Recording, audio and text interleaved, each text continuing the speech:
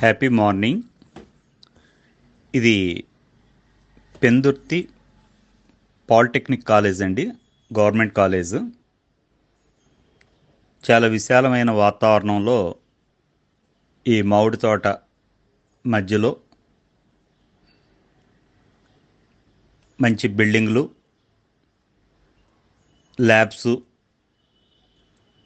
విశాలమైన వాతావరణం, పక్కన కొండ.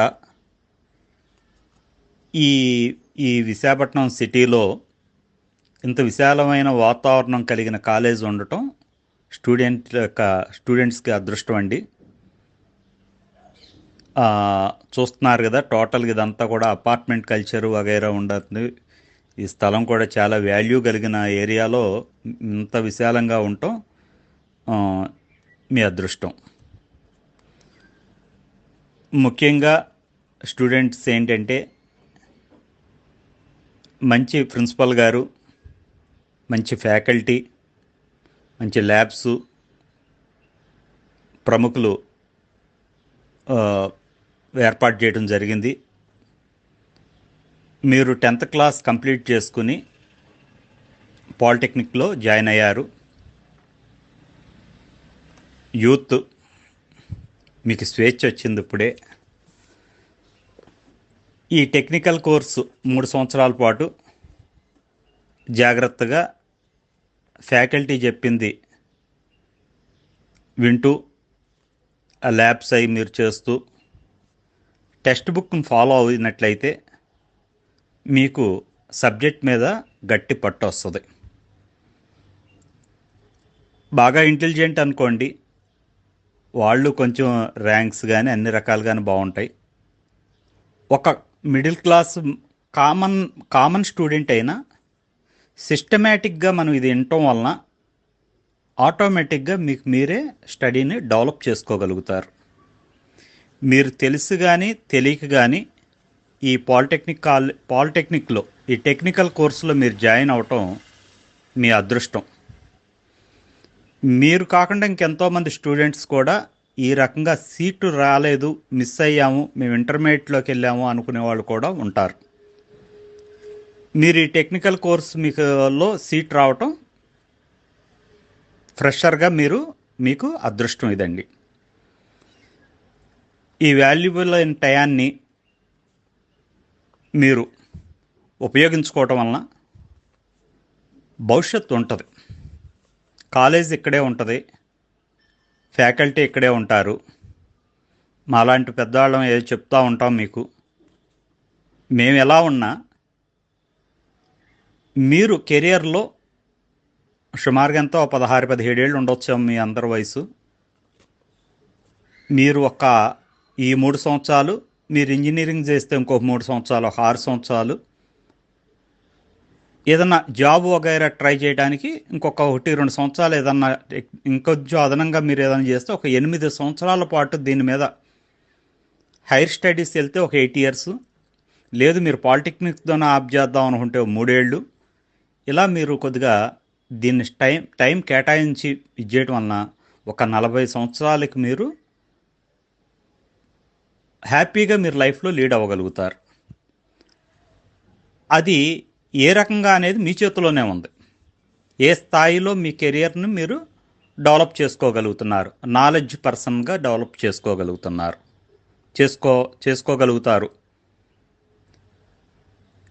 ఇప్పుడు మేము మీతో పాటు మేము జర్నీ చేయలేము.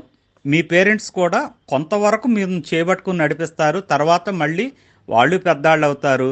ఇండివిజువల్గా మీరు లీడ్ అవుతూ ఇవాళైతే మిమ్మల్ని ఎలా చూసుకోగలుగుతున్నారు, రేపొద్దున మీరు మీ మీద పేరెంట్స్ కూడా డిపెండెన్సీ పెరుగుద్ది. అది మర్చిపోవద్దు. ఖర్చులు పెరిగినాయి. ఆర్థికంగా మీరు డెవలప్ అవ్వాలి.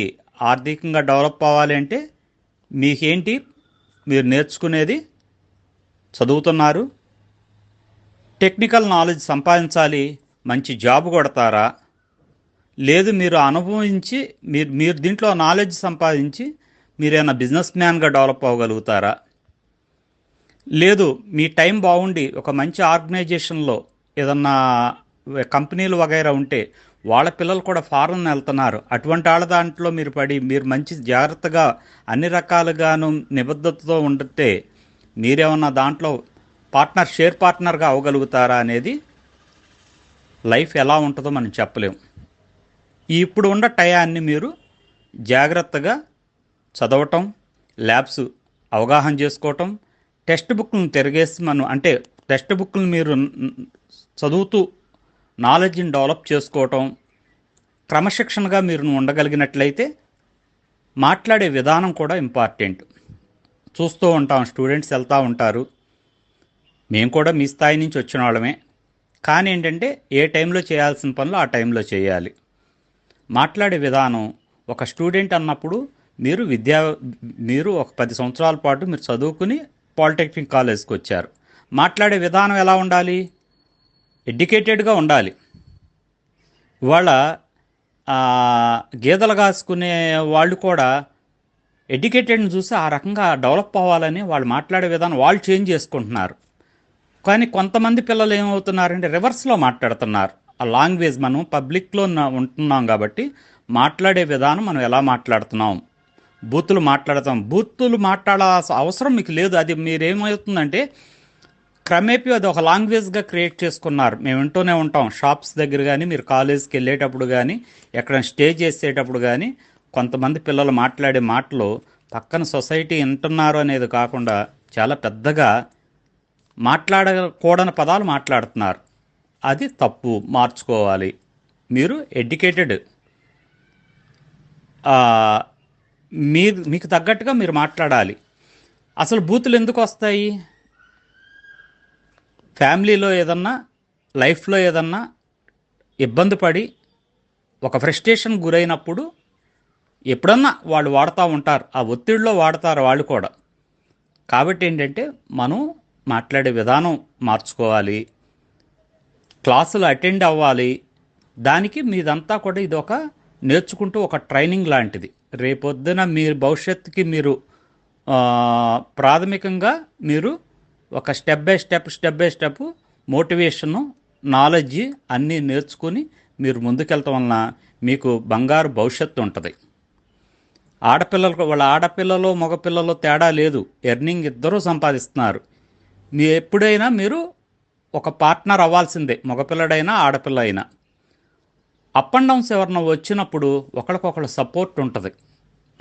మీరు బిజినెస్ చేసినా, జాబ్ చేసినా, ఏది చేసినా ఫైనాన్షియల్ సపోర్ట్ ఉంటుంది. ఫైనాన్షియల్ సపోర్ట్ ఉన్నప్పుడు మీరు ఆర్థికంగా డెవలప్ అవ్వగలుగుతారు. మీరు ఆర్థికంగా డెవలప్ అవుతున్నారు అంటే మీకు ఫ్యామిలీ కూడా సపోర్టింగ్ ఉంటుంది, మీ పేరెంట్స్ కూడా హ్యాపీగా ఫీల్ అవుతారు. ఆడపిల్లలు కూడా వాళ్ళ పేరెంట్స్ని చూసుకుంటున్నారు, ఇన్నాళ్ళు కష్టపడింది మా పిల్లలు డెవలప్ అయ్యారు, వాళ్ళు ప్రయోజకులు అయ్యారు, వాళ్ళు ఏ పరిస్థితుల్లో అయినా తింటారు. ఆ తిన్నదే హ్యాపీనెస్లో ఉన్నప్పుడు చాలా హ్యాపీగా మీరుంటారు,